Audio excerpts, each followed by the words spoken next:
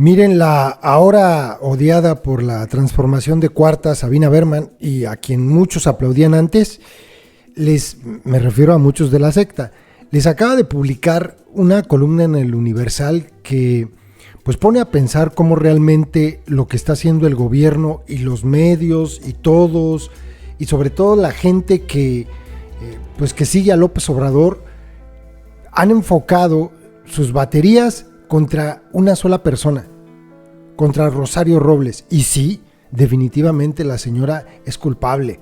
Por supuesto que sí, aunque no haya habido todavía juicio y que se vaya a coger a este modelo del testigo colaborador, bla, bla, bla, bla. Bueno, todos sabemos que Rosario Robles es una corrupta. Y está perfectamente claro cuando uno lee la investigación que hicieron en Animal Político sobre la estafa maestra. Ahí queda más que demostrado, pero no es solamente ella. Fíjense lo que dice Sabina Berman en relación a esto, porque hay que poner los puntos sobre las íes. Fue Rosario, así se llama su columna, y luego pone entre paréntesis, o un engaño para bobos. Y ahora yo también hablaré de Rosario, siendo que lo hago el último día de una semana dedicada por buena parte de los comentaristas a su persona. Aprovecho para abordar el asunto por otro flanco. A mí lo que me admira es cómo hemos simplificado un asunto complejísimo hasta reducirlo a una simpleza que se resume en la frase: la culpa fue de Rosario. Me explico.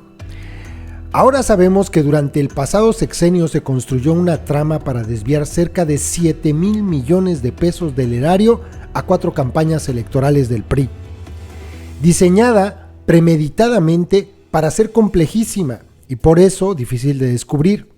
Se trata de una tubería secreta que recorrió 11 dependencias públicas, incluyendo 5 secretarías de Estado: Agricultura, Educación, Comunicaciones y Transportes, Sedesol y Sedatu, y de la que además tuvieron que estar al tanto los sucesivos secretarios de Hacienda, a menos que supongamos que cada cual vio salir ese río de dinero del erario y luego lo vio esfumarse y dijo nada más: ¡ay carambas! ¡Qué raro!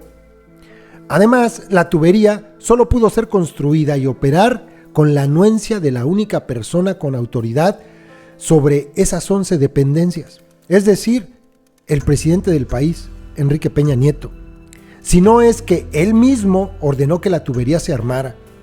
De ello no pudieron estar ajenos los operadores de confianza del presidente Peña, Luis Videgaray y Osorio Chong, su secretario de Gobernación. Además, conocieron de la tubería los 9 rectores de universidades cuya función fue enviar los dineros a empresas ciertas o inventadas. Supieron de ella más de 30 empresarios reales y otras tantas personas que prestaron su nombre para documentar empresas ficticias. Y por fin supieron de la tubería los beneficiados por sus dineros: el presidente del PRI, los jefes de cada una de las 4 campañas electorales del PRI y sus 4 candidatos, a menos que podamos imaginar a José Antonio Meade, el candidato del PRI a la presidencia nacional, viendo una bodega llena de pacas de dinero y diciendo: caray, el Espíritu Santo se hizo billetes y me ama. Y sí, en medio de toda la complicadísima y extensa tubería estuvo, aún presuntamente, sentada a su escritorio Rosario Robles, operando sus flujos de billetes. ¿No es asombroso cómo la síntesis de un asunto así de poblado de hombres poderosos y vastas burocracias venga a ser: ¿fue Rosario? Basta ver las caricaturas y la mayoría de las editoriales de esta semana para leer explícita o tácitamente esa afirmación: ¿fue Rosario? Sostengo que, como cultura, estamos soportando mal la complejidad de este asunto. Podemos hablar de cómo sucedió paso a paso esa extrema simplificación, una operación de la mente colectiva de por sí fascinante. Lo que es seguro es que en la simplificación estamos perdiendo su verdadero retrato. En todo caso, la síntesis que sí es posible es esta: fue el Estado. Fue el Estado, robando el dinero destinado a los más pobres para usarlo en pro de un partido político. Fue el Estado coludido entre sí para impedir la democracia. Fue el Estado desde su cabeza, un presidente, hasta 4 candidatos, pasando al menos por 7 secretarios de Estados. En síntesis, fue el Estado. Hace algunos años, Inglaterra afrontó un escándalo de corrupción que implicaba al gobierno de Tony Blair. El juicio en que derivó, televisado por la televisión pública y atendido por millones de ingleses, puso en el banquillo de los declarantes a no más de 50 personas, dueños de periódicos, reporteros, servidores públicos varios, y sí, al mismo Tony Blair, ex jefe de Estado.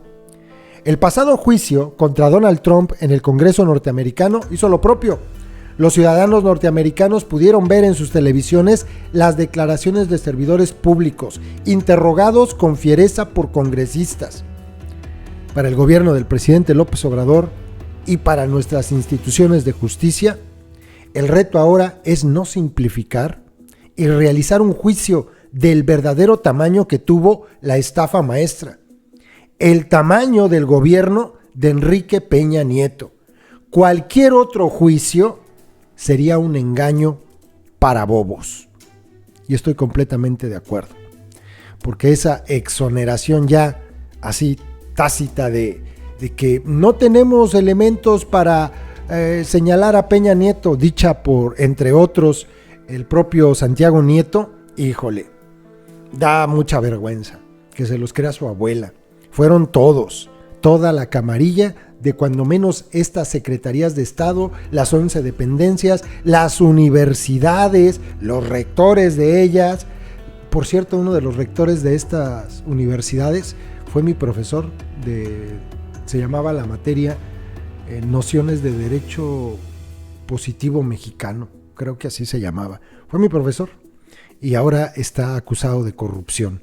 Ojalá caiga y que se vaya a la cárcel. Esperemos que así sea, junto con todos los demás, incluido obviamente el propio delincuente Enrique Peña Nieto.